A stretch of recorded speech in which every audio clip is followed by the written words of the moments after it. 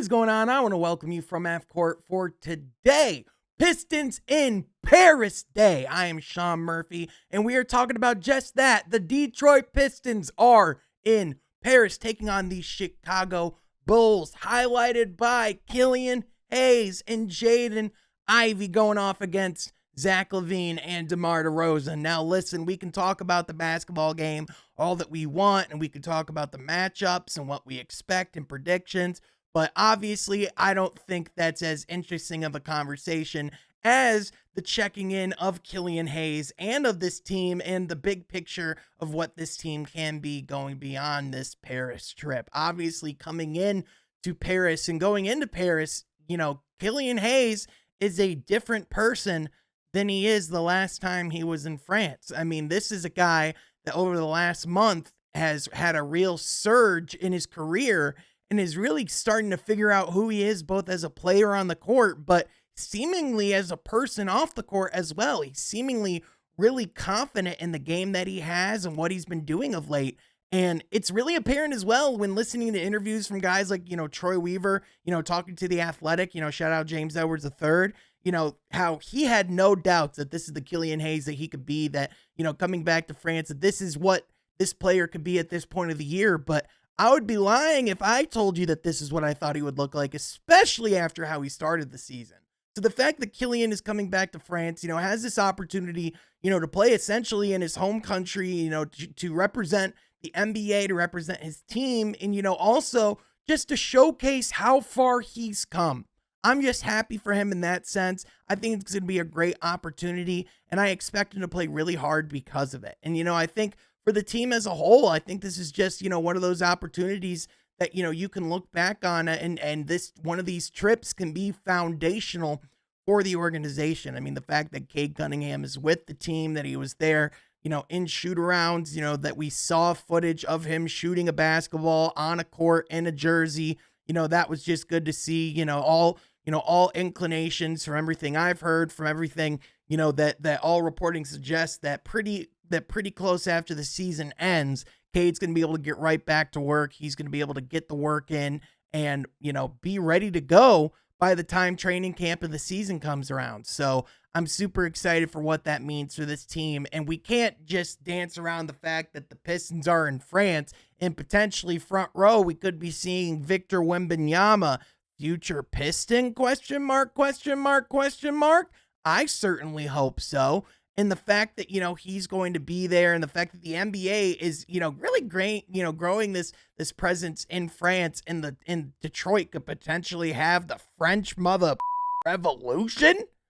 I mean, that would be insane.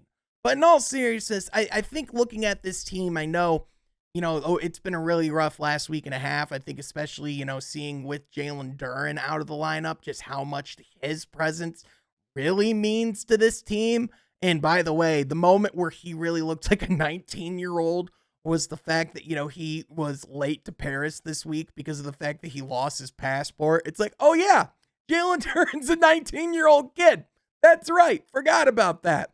I thought that was absolutely hilarious. But, as a whole, coming into Paris, this might not have been the team that we expected. This might not have been the record that we were hoping for. This might not have been the way or the season that anyone would have put on paper when the year started. However, 47 games in now, they're not far off from the draft lottery and everything that comes with that. They're not far off from the NBA offseason and the cap space that they're going to have. But in addition, yet again, going into the trade deadline, the Detroit Pistons are in the driver's seat and in the control of their own destiny, and they can do whatever they want. They could potentially walk out of the trade deadline with multiple assets that could help this team in the future. They could potentially stay packed and bring players back next year as they really want to push and make a playoff run going forward and be more competitive.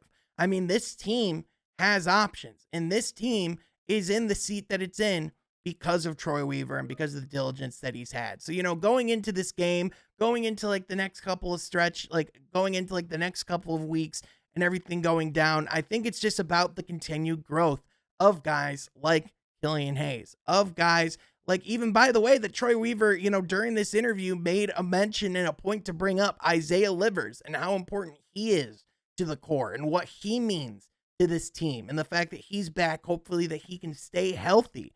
I mean, the fact that, we have all of these guys, like 2 or 3 first round picks per draft class thus far from Troy Weaver that have proven to be foundational pieces, with the fact that, Killian has shown, I believe, over the last month or two, the fact that he definitely belongs on this team at least next year and beyond. I definitely believe that there's a real genuine place to talk about the 3-guard lineup of Cade, Ivy, and Hayes going forward. And that's not even mentioning the potential of Brandon Miller, the Thompson twins, Victor Wembanyama, everyone that's available in the draft lottery as well. I mean, we talk about how far away this team is.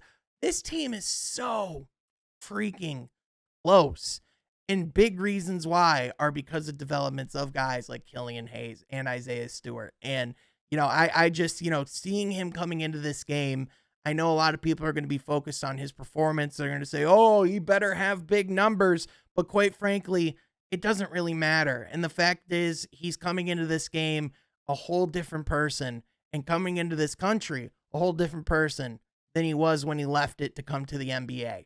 I mean, quite frankly, his growth's been remarkable. I'm excited to see, what he can do, in this performance, but also going down the stretch for the rest of the season, because he's going to continue to have those opportunities to be the starting guard, to, continue to have a high volume on the offensive end, to be that captain on the defensive end and try and be that anchor for them. I think that's something that he can continue to grow into. And obviously, I don't know what Detroit will do at the trade deadline. I don't know how aggressive they'll be. I don't know if this team will make changes, towards the end of the year right away to make this team drastically better. But what I do know is that this team, despite the fact that they do have 35 losses, despite the fact that they have had some rough stretches, they still have stayed competitive. I mean, they still have been staying in games, and a big reason why has been Killian Hayes and his performances and what he's done for this team on both ends of the court. And specifically in this interview with James from The Athletic, that Troy did while in Paris, it's really interesting to hear him talk about Killian Hayes and listen to his wisdom when talking about the development of players, because Troy Weaver talks about his experience of being a parent and how he's had children who's gone to college. He has children who are currently in college, and how he wants, how with your kids, when you send them away to college, you hope that they come back a changed person. But for some of them, it doesn't happen in freshman year. Sometimes it takes until sophomore, or junior, or even senior year, because for every single person, it's different. Personal development isn't linear, and that's the same case for professional development, for player development. And so the fact that, we are seeing, essentially, this is Killian coming back from college. This is Killian coming back, the grown-up version. And, just how transformed he is as a player. I mean, we talked about the fact how he was a liability on the offensive end going into this season. Now, Killian's one of our most reliable jump shooters. He's a guy that can get you a bucket if you need him to. He's a guy that's averaging over 13 plus points a game down this stretch over the month plus. I mean, this is who Killian is now. I mean, this is a guy who, in addition, we talked about his potential as a great playmaker. He's a great playmaker. He is living that out. He is actively embodying that.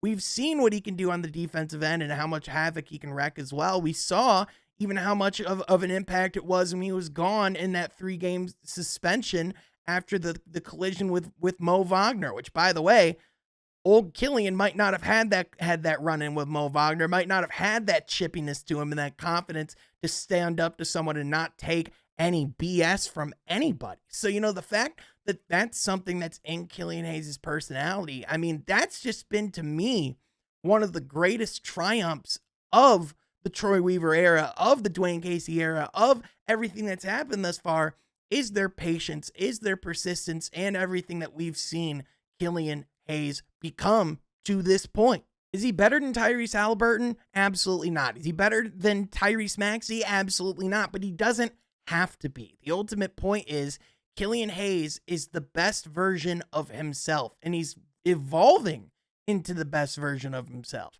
And if Killian can be that for this team going forward, that is insanely valuable, because he doesn't need to be Tyrese Halliburton, because we have Cade Mother Cunningham.